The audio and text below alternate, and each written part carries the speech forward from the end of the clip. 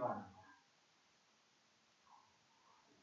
주여, 내가 만민 중에서 주께 감사하오며 무릇 나라 중에서 주를 찬송하리이다. 무릇 주의 인자는 커서 하늘에 미치고 주의 진리는 궁창에 이르나이다. 하나님이여, 주는 하늘 위에 높이 있으시며 주의 영광이 온 세계 위에 높아지기를 원하나이다. 아멘. 하나님과 내가 말하신 하나님, 감사드립니다. 오늘도 이 거룩한 날 우리에게 허락하여 주셔서 우리 모든 성도님들 이곳에 모여 주님을 찬송하며 주님을 예배하게 하시는 참으로 감사드립니다. 하나님, 비록 우리 안에 부족함과 모자름이 있어도 예수 그리스도의 그 크신 은혜 의지함으로 이 자리에 나왔사오니 우리를 용서하시고 우리를 채워주시고 또 예배하신 모든 은혜로 우리에게 이 시간을 허락하여 주시옵소서. 감사합니다. 예수님의 이름으로 기도했습니다. 아멘. 다 같이 일어나셔서 우리 서로 성경으로 주님 앞에 신앙 고백 드리도록 하겠습니다. 신앙 고백 드립니다. 나는 전능하신 아버지 하나님 천지의 창조주를 믿습니다. 나는 그의 유일하신 아들 우리 주 예수 그리스도를 믿습니다. 그는 성령으로 잉태되어 동정녀 마리아에게 태어나시고 본디오 빌라도에게 고난을 받아 십자가에 못 박혀 죽으시고 장사된 지 3일 만에 죽은 자 가운데서 다시 살아나셨으며 하늘에 오르시어 전능하신 아버지 하나님 우편에 앉아 계시다가 거기로부터 살아있는 자와 죽은 자를 심판하러 오십니다. 나는 성령을 믿으며 거룩한 공교회와 성도의 교제와 죄를 용서하는 것과 몸의 부활과 영생을 믿습니다. 아멘. 성령 한가하게 찬양합니다.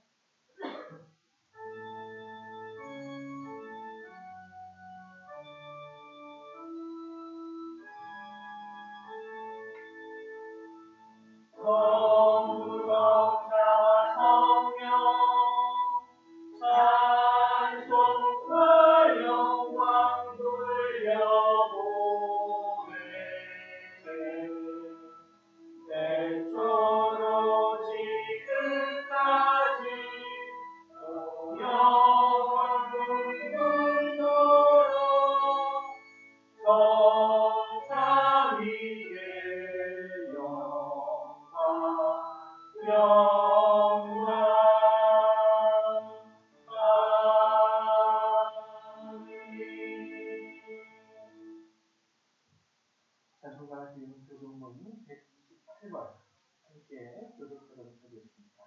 교동문 128번 사순절은 5번째 말씀입니다. 교동문 128번 사순절 5번째 제가 먼저 교독합니다.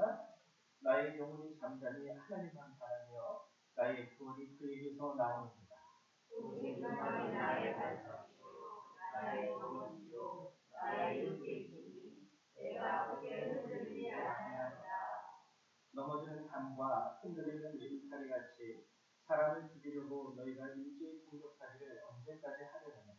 그들이 그를 노예하면서 거기만 피하고 거짓을 즐겨하니 입으로는 축복이요 속으로는 저주로다. 나의 영혼아 잠잠히 하나님만 바라라. 무릇 나의 소망이 그로부터 나오느니라. 오직 그만이 나의 반석이요 나의 구원이시요 나의 육체이니 내가 그들에게 할지아다. 나의 구원과 영광이 하나님께 있으며 내 힘의 반석과 지난주도 하나님께 있도다. 백성들아 스스로 그를 의지하고 그의 앞에 마음을 구하라. 하나님은 우리의 피난처시로다. 아멘. 앉아주시기 바랍니다. 찬송 28장 한 번 더 찬양하겠습니다. 28장입니다.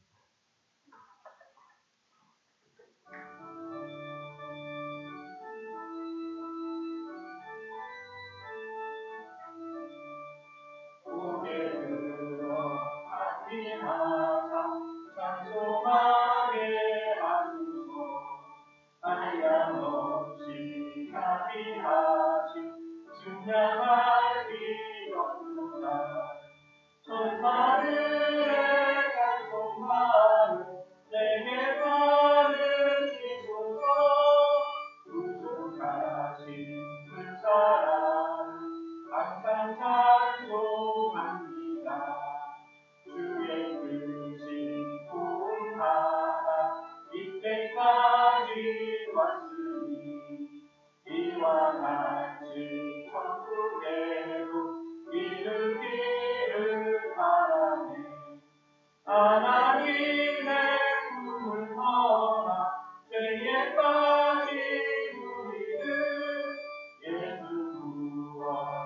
하시려고 노년을 여주셨네.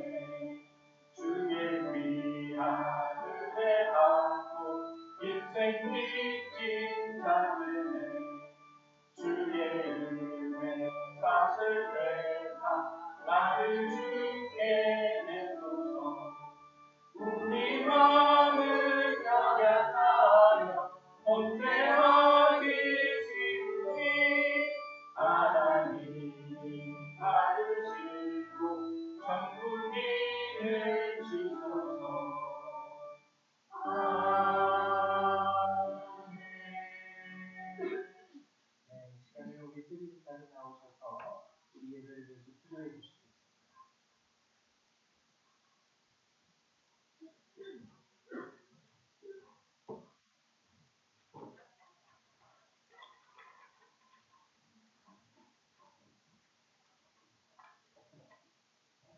기도합니다. 주오신 하나님, 오늘도 우리에게 새로운 하루를 내릴 수 있는 기회를 주셔서 감사합니다. 확실하지 않은 전망 속에서도 우리에게 확실한 소망을 주시는 하나님이 계시고, 고난을 당하시고 다시 살아나신 주님께서 우리에게 구원을 주셨음을 믿습니다. 그러기에 우리가 주님을 기쁘게 하는 일을 계속 할 수 있게 하소서. 하나님께서 당신을 원하는 일에 순종하고 진실하게 행하는 사람으로 우리의 삶을 계속 만들어 주십시오.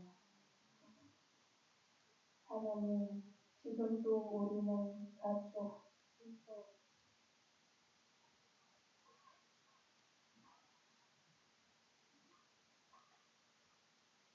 친구들을 축복하기를 원합니다.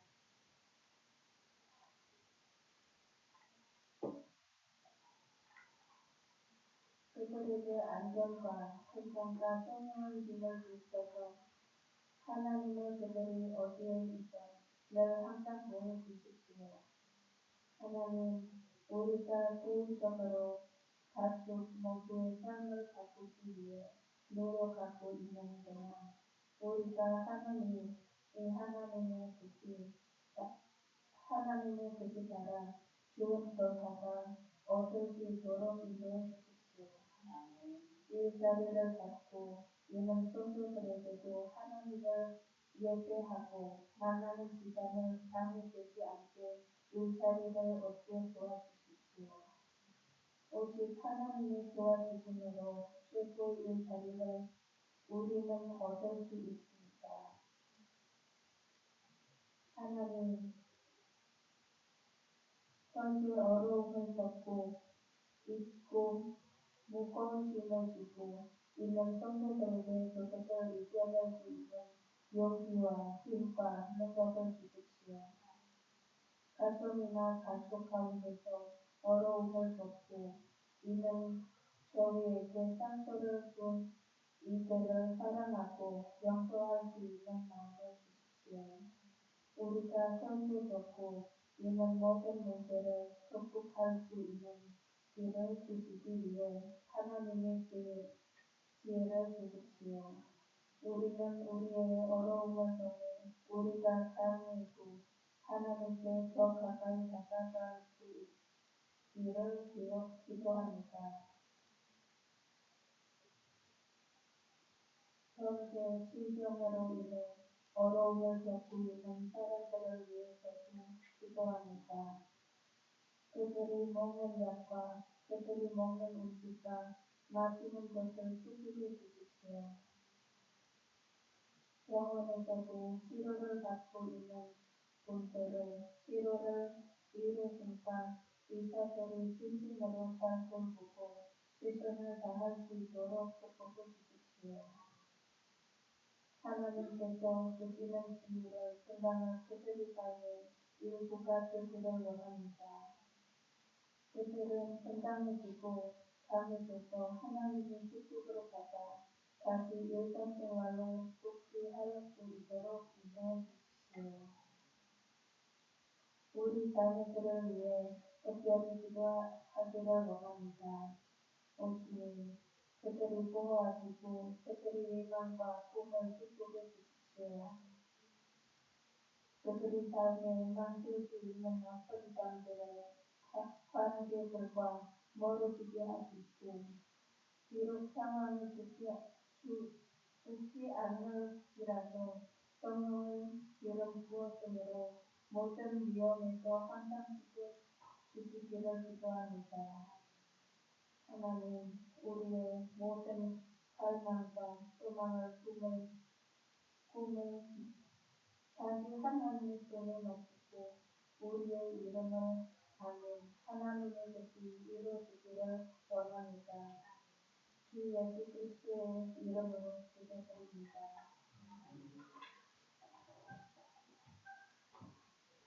감사드립니다.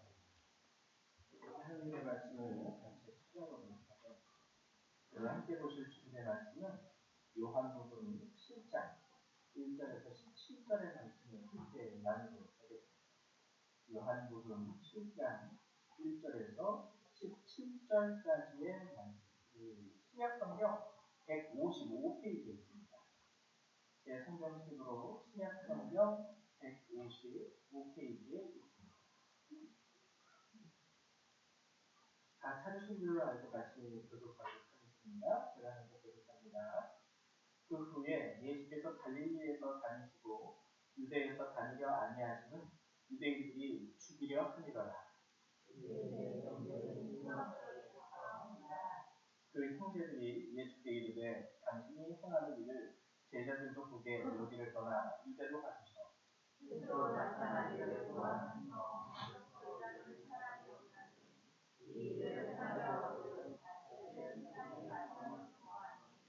이는 그 형제들까지도 예수를 믿지 아니하니로라.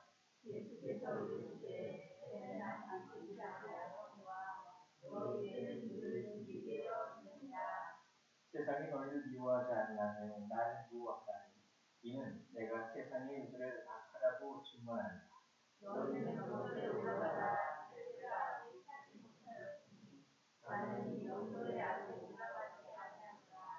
이 말씀을 하시고 갈릴리에 머물러 계시니라.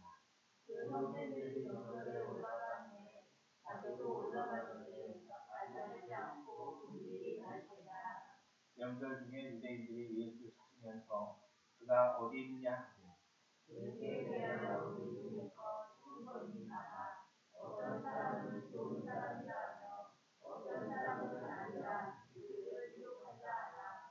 그러나 유대인들을 두려워함으로 드러나게 그에 대하여 말하는 자가 없더라.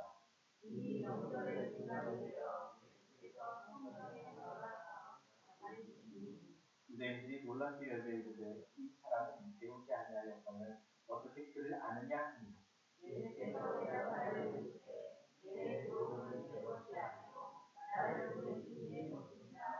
사람이 하나님의 뜻을 행하려 하면 이 교훈이 하나님께로부터 왔는지 내가 스스로 말하는지 알리라. 오늘 제 요한복음 7장의 말씀을 여러분들과 함께 나누고자 하는데요. 오늘 본문 2절에 나와 있듯이 이때는 초막절이 이제 시작할 때였습니다. 아주 유대인의 중요한 절기예요. 초막절이 시작되어서 전국에 있는 모든 유대인들이 예루살렘으로 이제 모여야 하는 그때에 대한 말씀이 우리에게 전해지고 있는데 안타깝게도 오늘 말씀의 핵심은 이 당시에 예수님이 받으신 두 개의 조롱과 경멸이에요. 두 개의 조롱과 경멸. 첫 번째는 가족으로부터 조롱과 멸시와 경멸을 받으십니다. 오늘 3절, 4절, 5절에 나온 것처럼 그 형제들이 예수께 이르되 당신이 행하는 일을 제자들도 보게 여길 거나 유대로 가소서. 스스로 나타나기를 구하면서 묻혀서 일하는 사람이 없나니 이 일을 행하려 하거든 자신을 세상에 나타내소서.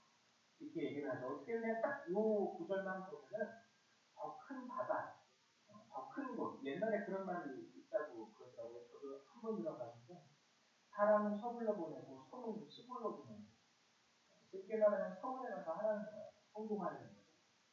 근데 가족들이 예수님께 이렇게 말하기는 오전에 나와 있죠. 이는 그 형제를 가지고 예수를 믿지 아니하느니라. 예수님을 조롱하는 말이에요. 야, 때마침 초막걸도 맺고 전국에 있는 사람들이 다 예루살렘에 모이니까 거기 가서 너를 드러내. 경고시장을 거기 가서 보시면 금방 사람들이 너도 알아줄 거고. 물론 예수님의 소문이 이미 다 쫙 퍼져 있는 그 상황 가운데 가족들도 예수님을 조롱하고 있으니 참 비통하겠죠.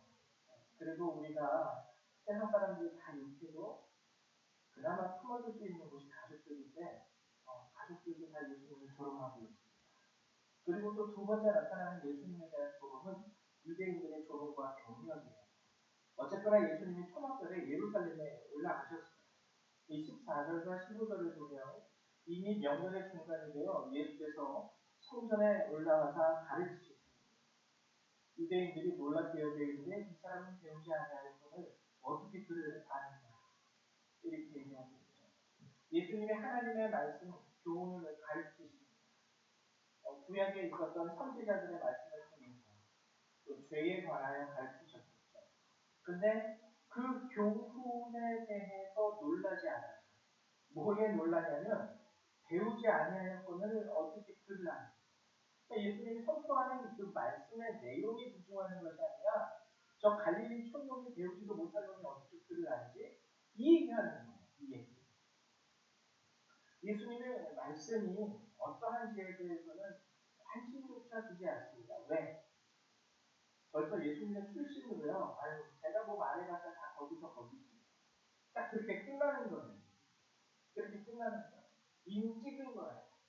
갈릴리 사람인데 무슨 말을 하는데 이게 뭐 귀에나 들리겠어? 이런 식의 말입니다. 예수님이 이렇게 두 번의 조롱을 받으셨어요. 근데 이 조롱을 받으시는 이 두 가지 사건에 담겨있는 놀라운 하나님의 말씀과 뜻 그리고 의미가 있어요.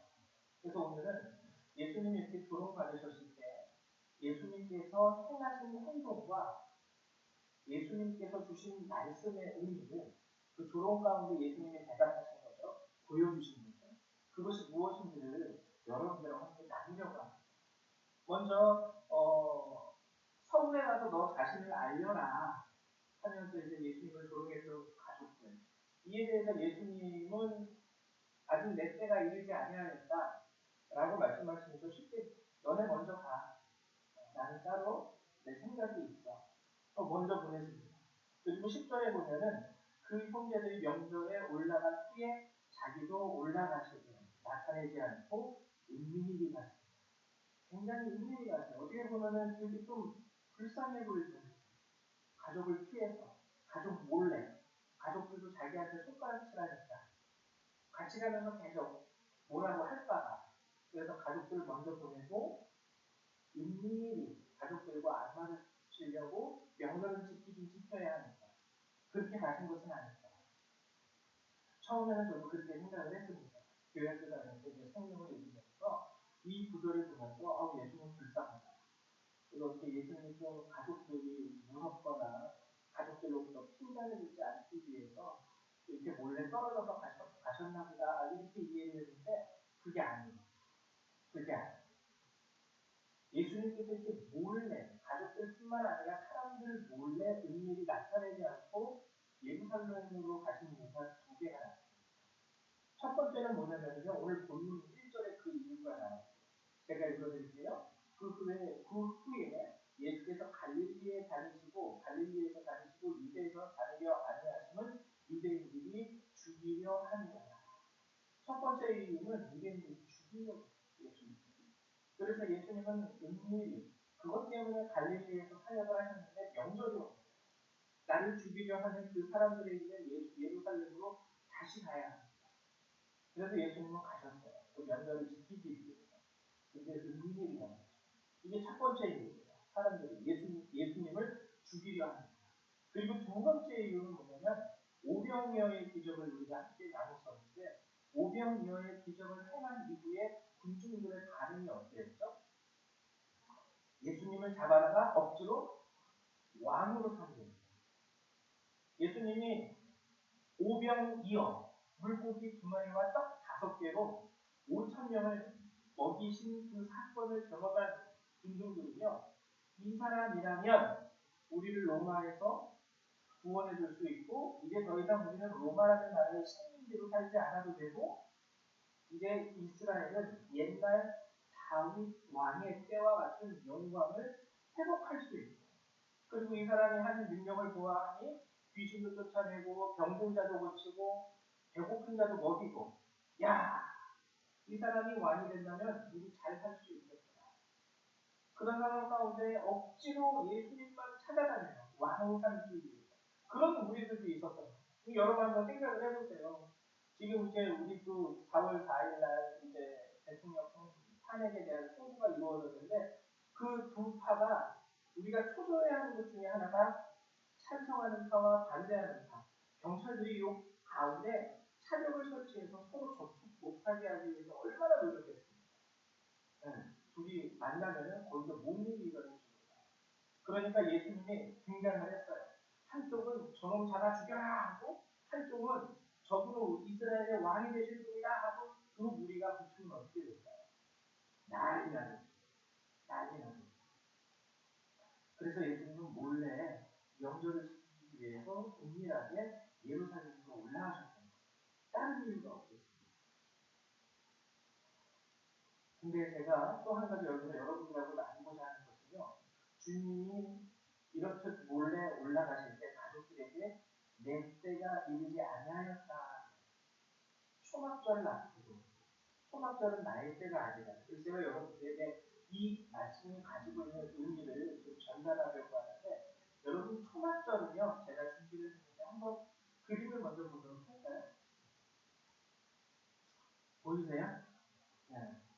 이 초막절은 그 유래가 어떻게 되냐면, 이제 애굽을 완전히 정복했습니다. 굴복시켰어요. 하나님께서 10가지 재앙을 통해서, 그리고 홍해가 달라지는 그 사건을 통해서 애굽의 모든 신들을 전하시고 애굽의 군대마저 수장시키셨어요. 바다에 완전한 해방을 이룬 겁니다. 애굽의 손에서 이제 완전하게 해방이 됐어요. 그리고 애굽은 더 이상 이스라엘 사람들 앞에 나타나지 못했습니다. 거의 반멸망을 당하게 됐습니다. 이 초막절이 상징하는 첫 번째 의미가 있습니다. 애굽을 정복하고 굴복시키시고 우리를 가나안 땅으로 인도하시는 그 하나님의 은혜를 기념하기 위해서 우리 조상들이 애굽을 탈출한 이후에 광야에서 살았다. 그리고 그 광야에서 살아갔음에도 불구하고 하나님의 은혜로 우리에게 부족함이 없었다. 라는 것을 증거하고 증명하기 위한, 기념하기 위한 절기가 바로 초막절이었습니다. 그래서 지금도 유대인들은 이 초막절을 명절로서 실천하고 있어요. 길가나 자기 집 길 앞이나 아니면 집에 마당이 있는 사람들은 그 마당에다 이렇게 나뭇가지로 텐트같이 이렇게 쳐가지고요, 일주일 동안 여기서 지냅니다. 음식도 이때에는 그 누룩을 넣지 않은 빵 그리고 식물들로만 음식을 넣어요. 광야에서 마치 야영하듯이 텐트 치면서 사는 거죠. 그래서 이 초막절의 특징은 뭐냐면요, 메시아에 대한 기대가 굉장히 고조돼요. 메시아에 대한 기대가. 모세가 이스라엘을 이끌고 나갔잖아요. 그러니까 초막절을 하면은 떠오르는 사람이 자연적으로 모세입니다.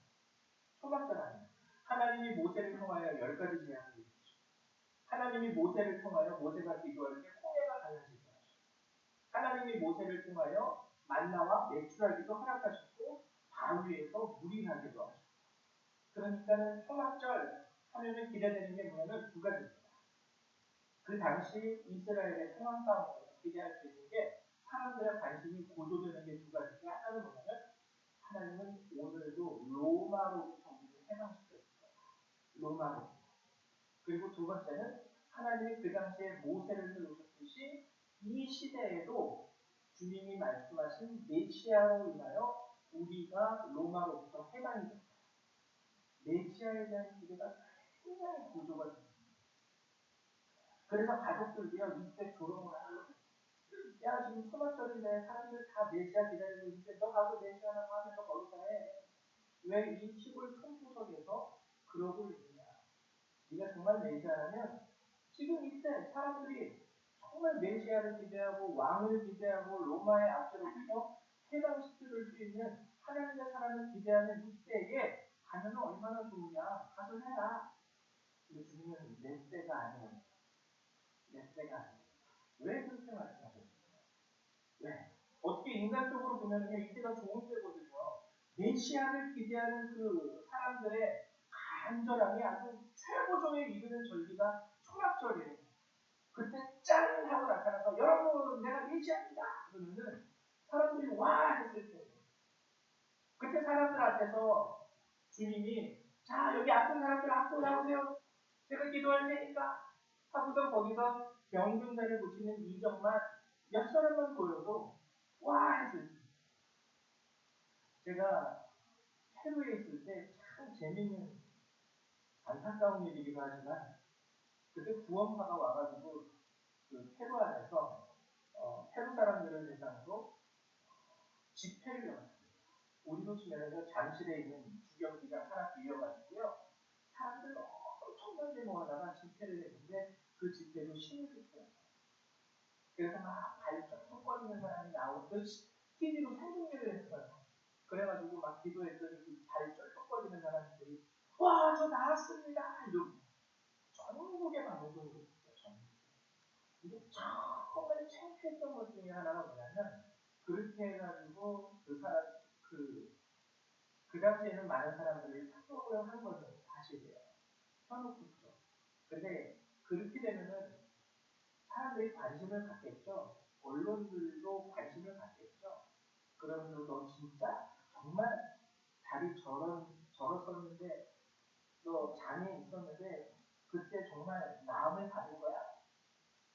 하나하나 언론에서 밝혀내기 시작했는데 돈을 받고 연극을 하고 심지어는 거기에 온 사람도 거기에 참석하는 사람한테는 쉽게 말하면 뭐 5만 원씩 드립니다 해가지고 참석한 거예요. 참석한 거예요. 처음에는 난리가 났었죠. 와 한국에서 구원파 목사님이 오셔가지고 집회를 했는데 그분이 기도하니까 저 전륜반이가 이 중풍병자가 근데 나중에 언론에서 다 알고 얼마나 한국 사람들이 같이 이제 욕을 얻어먹기 시작하는 한국 사람들이 이제 뻥을 쳐도 굉장히 쳤어 이러면서 그 모르는 사람들은 한국 기독교는 다 그런 줄 알아요. 그 사람들은 모르는 거야. 우리는 알잖아요. 구원파가 있다는 모르는 사람들은 감리교나 장로교나 구원파나 한국에서 목사로 온 사람들은 다 내 한 가지 뻥됩니다. 이렇게 알게 돼요. 어쨌거나 예수님에게 있어서도 이것은 주목이 많은 사람들의 주목을 받게 되고 자신의 인지도가 올라갈 수 있는 초막절. 근데 주님은 내 때가 아니다. 왜 그러냐면 여러분 초막절과 함께 중요한 절기 중에 하나가 유대의 절기 중에 하나가 6월절이에요. 6월절이 뭔지 아시죠? 그림을 먼저 보여드릴까요? 그림을 보면은 문지방에 피를 바릅니다. 문지방에 피를 바릅니다. 여기 있는 글씨를 제가 읽어드릴게요. 내가 피를 볼 때 너희를 넘어가리라. 죄사함. 그래서 6월절의 상징은 뭐냐면 회개, 구원, 속죄와 죄사함. 그러니까 초막절을 앞두고 내 때가 아니다라고 말씀하신 예수님의 참된 의미가 바로 여기에 있는 거예요. 너희들은 국가를 위해서, 너희 삶을 위해서, 너희 형편을 위해서 모세와 같은 지도자와 리더를 원하지만 지금 너희를 향한 하나님의 관심은 승리, 영광 거기에 있는 것이 아니라 너희들의 죄에 대한 속죄, 구원, 너희들의 회개 하나님의 관심은 여기에 있다. 이게 바로 예수님 말씀의 의미라는 거예요. 여러분 우리가요 이 말씀을 준비하면서 제가 이 말씀을 어제 준비한 게 아니거든요. 일주일 내내 준비했는데 요번 윤석열 대통령이 탄핵되는 것을 보면서 아 이게 오늘 우리에게 주시는 말씀이 아닐까 라는 생각을 많이 해봤습니다. 우리는 윤석열 대통령이 탄핵이 되면서 새로운 지도자를 또 원하겠죠. 우리 대한민국의 영광을 갖다 줄 수 있는, 대한민국 사람들의 삶 가운데 그래도 좀 더 나은 삶의 희망을 갖다 줄 수 있는 메시아와 같은 이런 사람을 우리는 구할 수 있겠죠. 근데 오늘 예수님의 말씀을 우리가 깊이 묵상해 본다면 깨달아야 합니다. 사람들은 새로운 지도자, 누가 다음에 차기 대통령이 될 것인가, 이 사람이 해야지만 나라가 살 수 있다, 이렇게 말할 수 있겠지만 성경의 관점은 어디에 있냐면 아니야. 너희들이 찾는 지도자, 모세와 같은 자, 리더, 아니 주님의 관심은 어디에 있냐면 예수 그리스도께서 6월절에 어린 양이 되어서 너희의 죄를 속죄하는 것. 너희 구원받아야 해. 너희 안에 있는 여러 크고 작은 죄의 문제를 해결받아야 해. 이것이 없으면 결국에는 나갈 수밖에 없다는 거예요. 그래서 주님은 나는 너희에게 해방과 승리와 영광, 로마를 멸망시키기 위한 그러한 뜻을 가지고 이 땅에 온 것이 아니라 6월절에 어린 양이 됨으로 너희 죄를 용서하고 회개하는 자에게 은혜를 베풀고 하나님의 나라를 약속하며 구원을 베풀어야 하는 6월절 어린 양으로 내가 이 땅에 왔단다 라는 의미로 주님이 이는 내 때가 아니라고 말씀하십니다. 이는 내 때가 아니라 초막절 아니야. 나는 너희들이 생각하는 그런 슈퍼맨의 그런 나라를 구하는, 나는 6월절 어린 양이 되기 위하여 이 땅에 왔어 라고 얘기를 하신 거죠. 예수님이 조롱을 받으셨을 때 예수님이 그걸 얘기하십니다.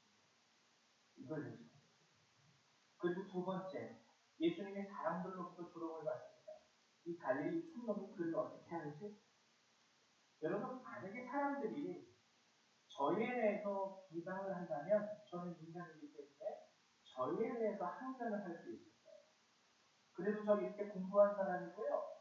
그래도 저 우리 대학 다닐 때 교수님의 추천으로 잠깐 영국에서 공부도 했고요. 여러 가지로 저 자신을 어필하면서 내가 여러분들이 생각하는 글도 모르는 그런 사람 아니에요. 저를 무시하지 마세요. 이런 식으로 저 자신에 대해서 아마 변명했을 겁니다. 근데 예수님이 참 정말 대단한 게 뭐냐면 사람들은 예수님을 조롱했어요. 글도 배우지 못한 사람이에요. 근데 예수님은 무엇에 대해서 변명하시냐면 끝까지 자기 자신에 대해서 변명하지 않고 자신이 선포하시는 말씀에 대해서 변명하십니다. 그게 대표적인 게 17절. 17절에 보면 사람이 하나님의 뜻을 행하려 하면 이 교훈, 내가 지금 너희들에게 말하는 이 교훈이 하나님께로부터 왔는지 내가 스스로 말하는지 알 것이다. 끝까지 이 말씀을 변호하십니다. 하나님께서 주신 말씀과 하나님께서 세상에 선포하시는 이 교훈을 변호합니다. 즉 뭐냐면 그래 니들이 나 글 모르는 사람, 무식한 사람, 어떠한 사람, 촌놈, 목수의 아들 다 괜찮아. 나를 조롱하는 건 괜찮은데 이 교훈만큼은 너희들이 한번 해봐라. 너희들이 한번 해보면 이것이 하나님으로부터 왔는지 아니면 내가 스스로 말하는지 너희들이 알 수 있을 것이다. 나에 대해서 무식하다, 나에 대해서 못생겼다, 키가 작다, 빼짝 말랐다, 다 좋아. 근데 이 말씀만큼은 한번 해봐. 그럼 알 수 있을 거야.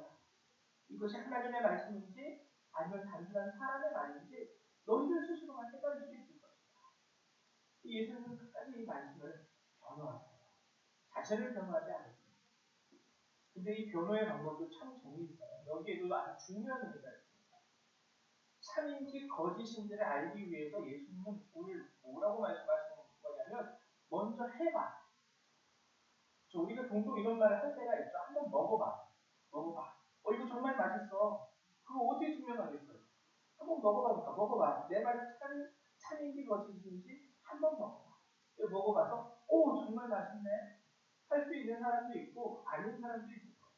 근데 근본적으로 우리 인간이라는 존재는요. 의심이 들 때 뭘 구하냐면 증거와 이해를 구합니다. 그게 정말인지 아닌지 증거와 이해를 해요. 아니 정말인지 아닌지 한번 먼저 해보려니까 좀 안에 너 해봐 너 해봐. 너가 하는 거 보고 되면 내가 믿을게. 이런 식이죠. 증거를 구하거나 이해를 구합니다. 근데 주님은 뭘 구했냐면 뭘 먼저 말씀하시냐면 이해나 증거보다 순종을 먼저 요구하십니다. 하나님이 주신 말씀대로 한번 순종해요. 그러면 네가 알게 될 거예요. 가끔 가다가 이 말씀이 참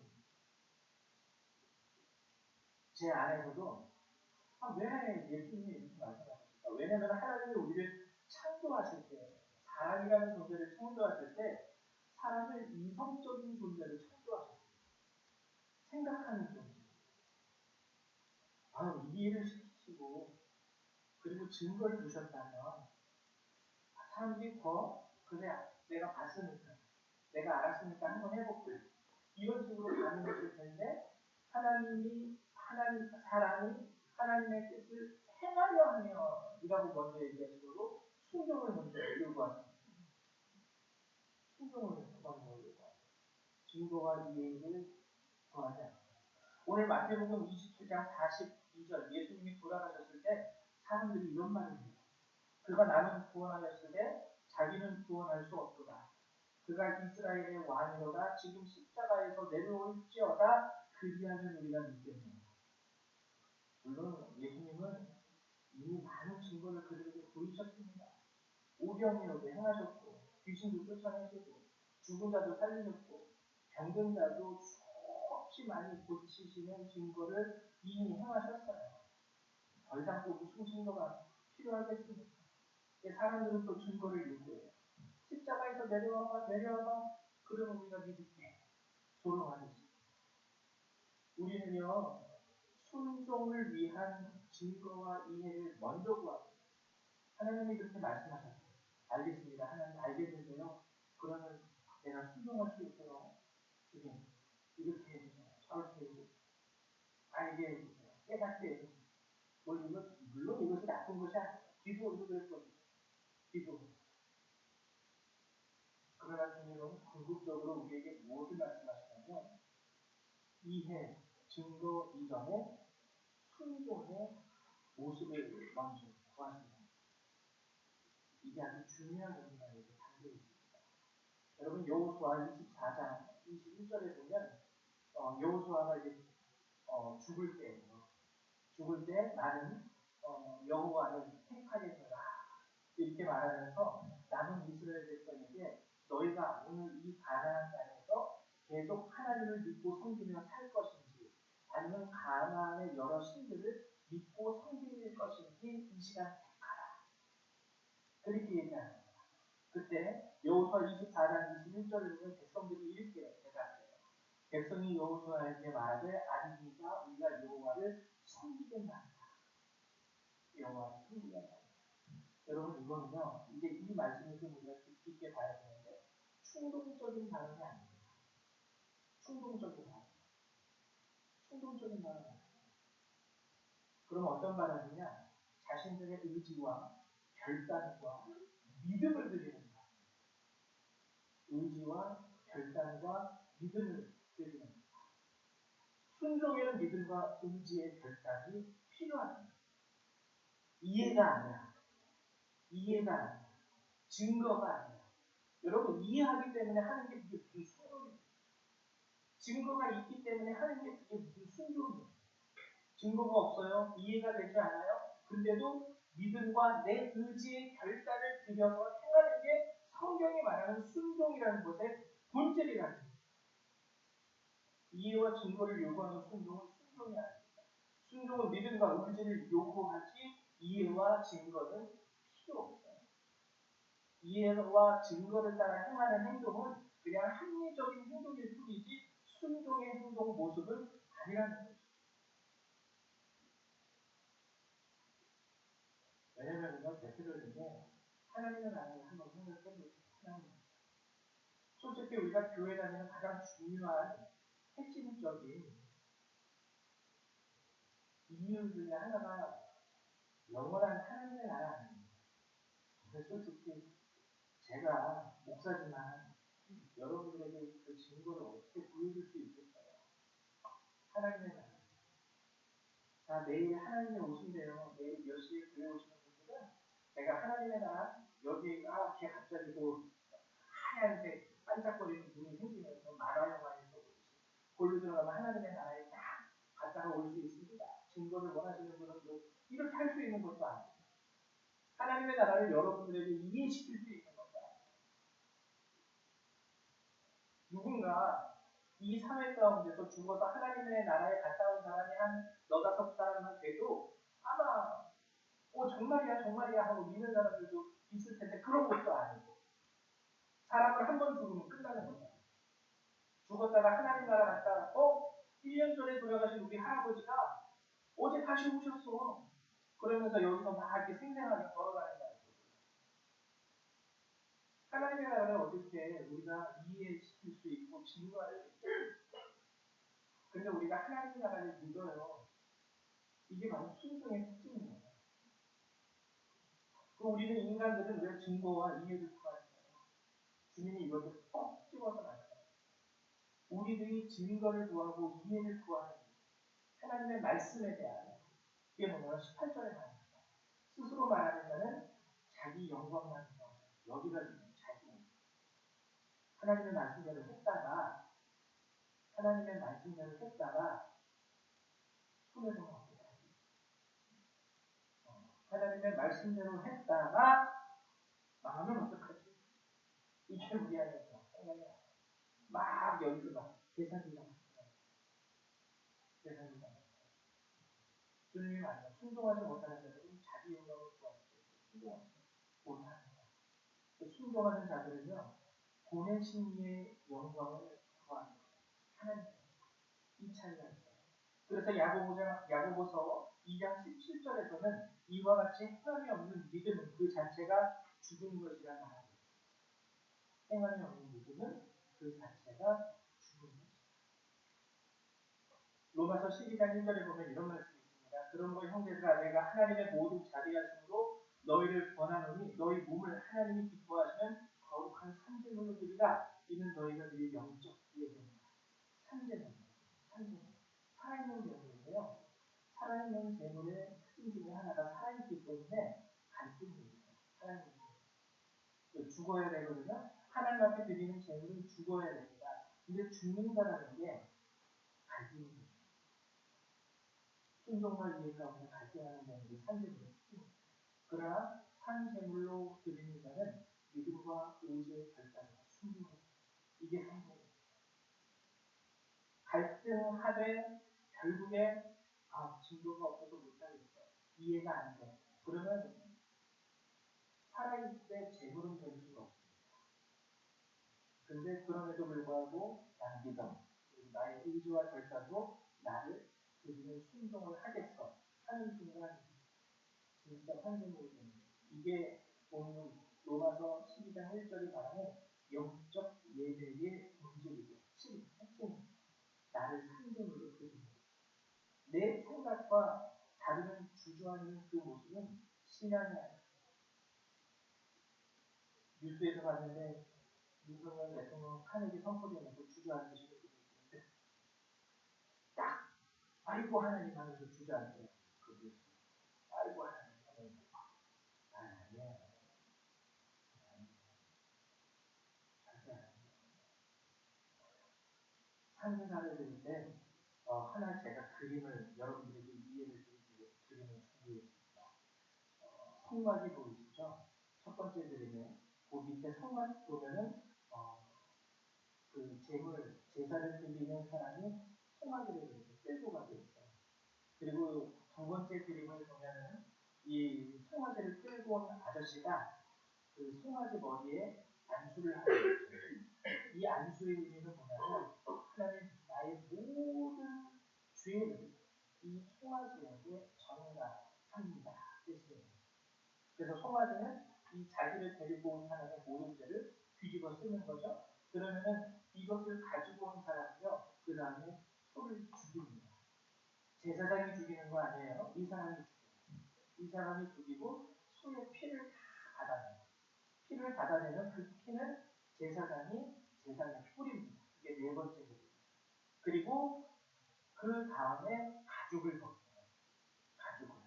가죽을 벗기고 그 다음에 여섯 번째 그림 부위별로 이 소를 해체합니다. 이거에 갈을 뜬다라는 거죠. 우리로 치면 뭐 안심, 등심, 뭐 갈비살, 뭐 이런 거.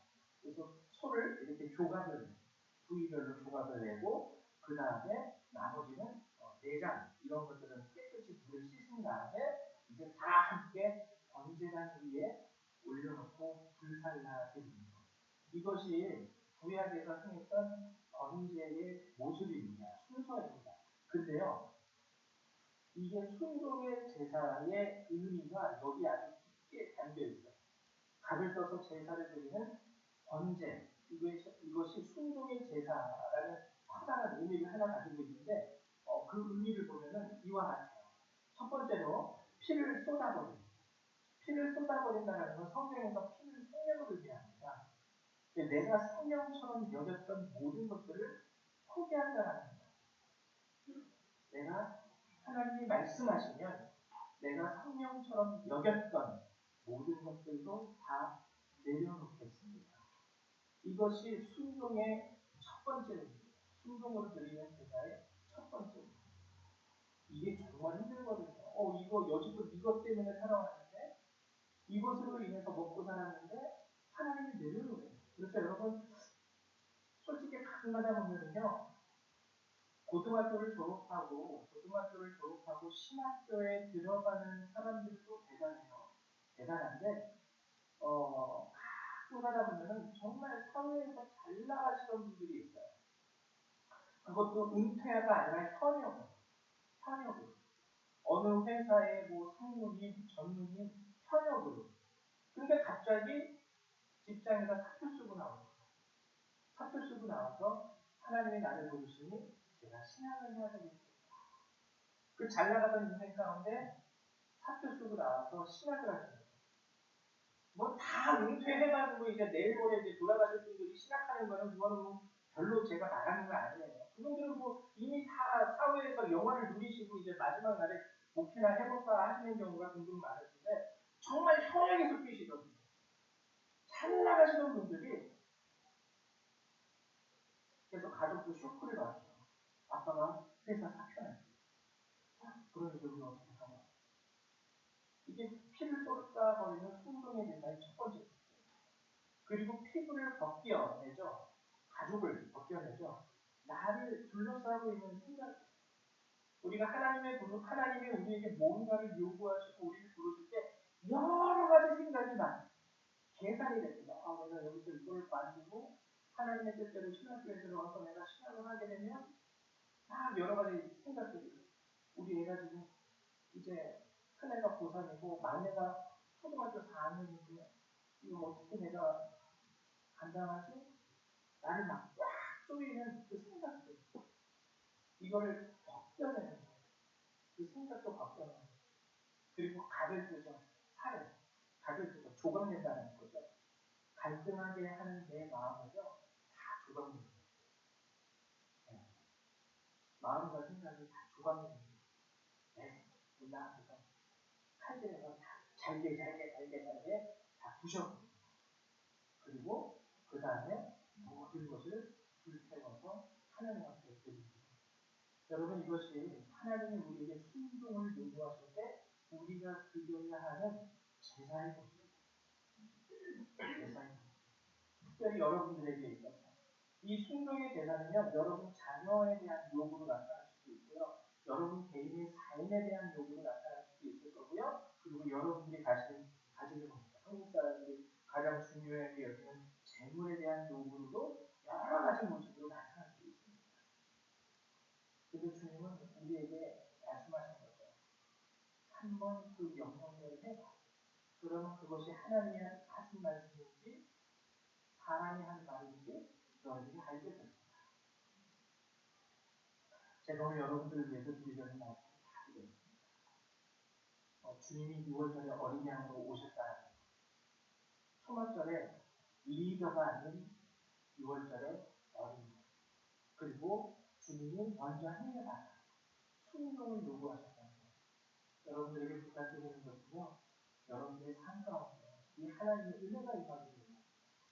여러분들이 영웅이 되는 것 이전에 여러분들이 뭔가 잘 돼가지고 이렇게 뭔가 머리가 되는 것 이전에 하나님의 구원을 받고 하나님의 사랑이 됩니다. 그리고 갈등하는 나의 마음과 생각에 답을 써서 나를 드리는 온전한 순종의 모습.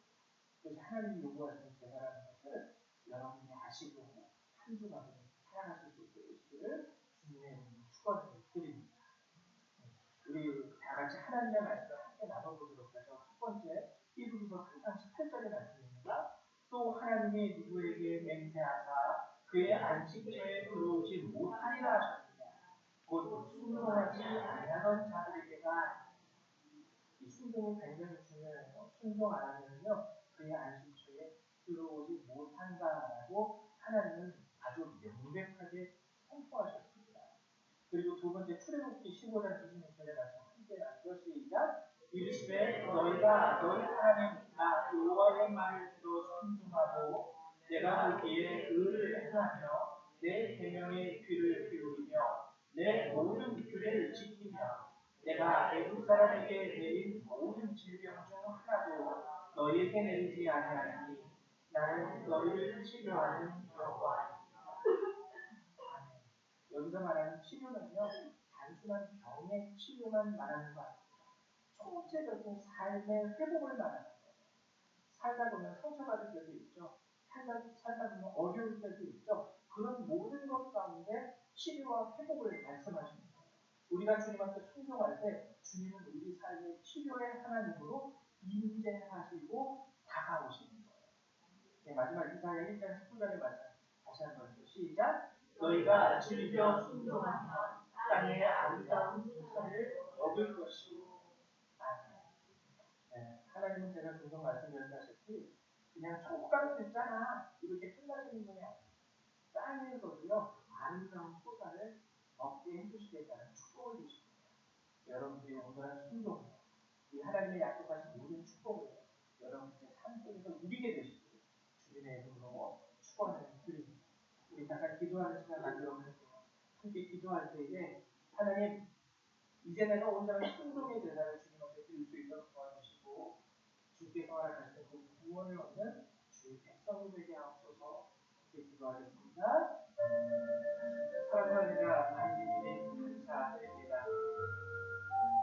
오늘 이 세상에 사는 많은 사람들은 이해를 구하고 증거를 구하고 내가 믿을 수 있도록 내가 행동할 수 있도록 확실한 것을 내게 보여라 요구하지만 주님은 우리에게 먼저 하나님 앞에 드리는 우리 믿음의 결단과 의지의 결단을 요구하시고 우리에게 순종을 구한다는 것을 이제 깨닫게 됩니다.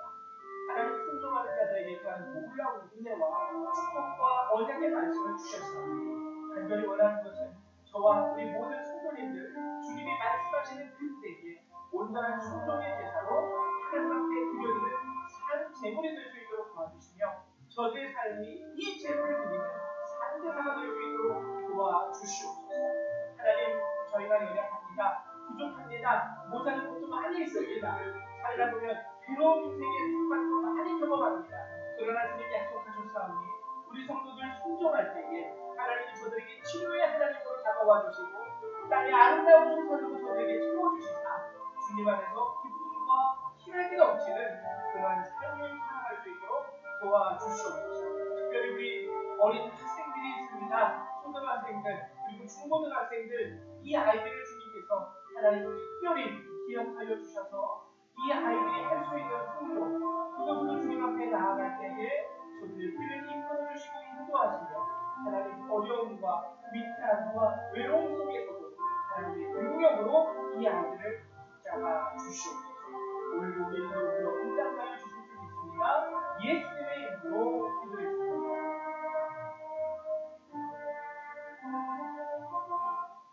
네, 감사합니다.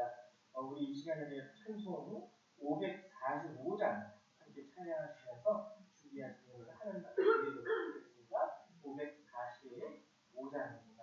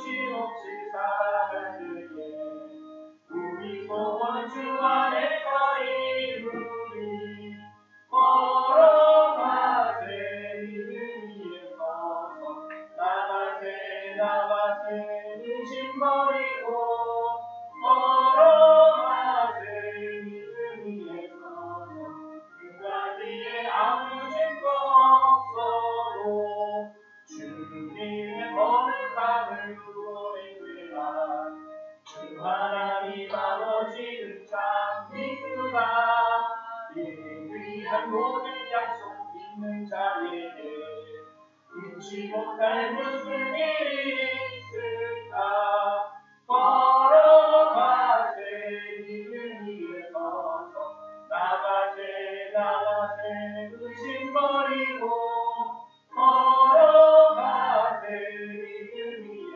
서서 그와 뒤에 아무 증거 없어도 아멘. 우리 예수님을 위해서 기도합니다.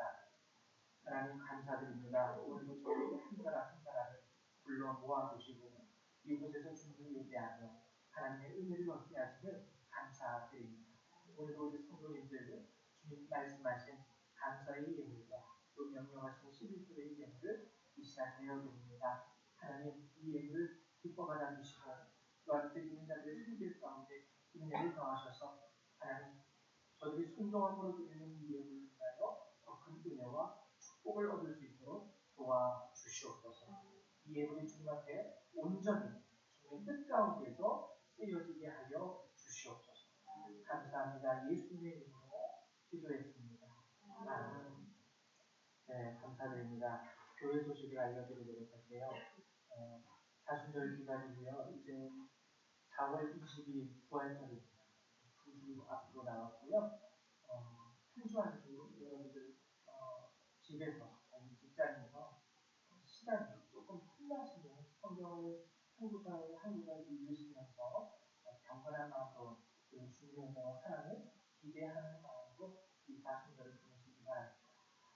또 한 가지 알려드릴 것은 미리 알려드리는 거예요. 미리. 아직 한 달 정도 시간이 남았는데 5월 10일 토요일입니다. 5월 10일 토요일 12시에 어버이 주일을 맞이해서 우리 구부라도 집사님들이죠.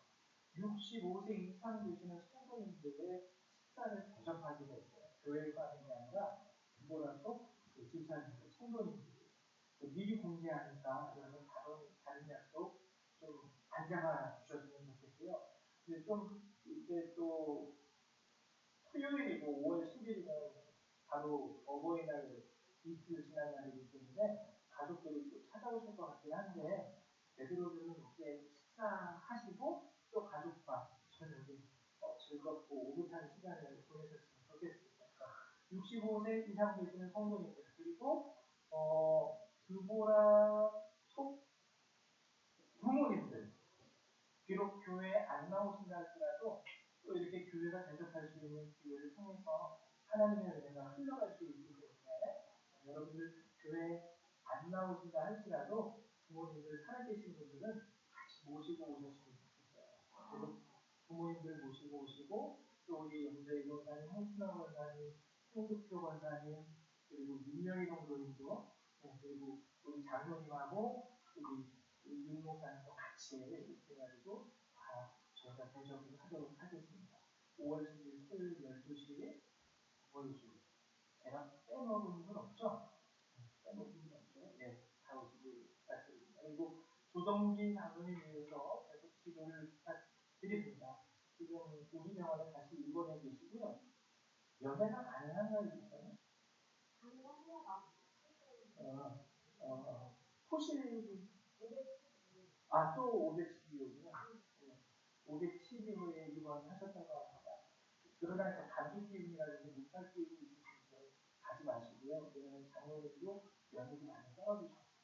그래서 건강하신 분들만 시간이 되시면 한 번씩 찾아가셔서 기도해 주시고 오셨으면 좋겠습니다. 그리고 한 가지 더. 토요일 날이니까 돌아오는 토요일이 12일이죠. 그러니까 매월 네 번째 토요일. 두 번째 하고 네 번째 토요일 몇 시요? 7시요. 7시에 우리 중고등부 아이들 기도회를 가지려고 해요.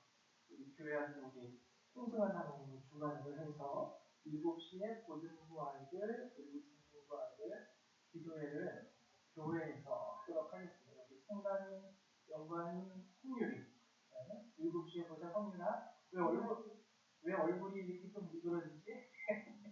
우리 준나에게도 7시 그리고 또 1시 2시 반이었나요? 2시에는 초등학생들 이렇게 좀 떡볶이라도 좀 해주면서 교회에 좀 친하게 그리고 다가올 수 있게 하려고. 그래서 이건 뭐 초등학생들이지만 전도의 교회도 삼고 야 우리 교회 가서 떡볶이 먹자 이래가지고 좀 요즘 초등학생들도 교회에 발도 안 들여놓거든요. 그래가지고 기회라도 교회가 이런 곳이구나 좀 생각의 전환을 줄 수 있는 방법 중에 하나로 그렇게 한번 해볼까 합니다. 둘째 주와 넷째 주에 여러분 함께 기도해 주시기를 부탁드립니다. 우리 다 같이 일어나셔서 찬송 1장 함께 찬양하시고요. 축도를 예배를 마치도록 하겠습니다.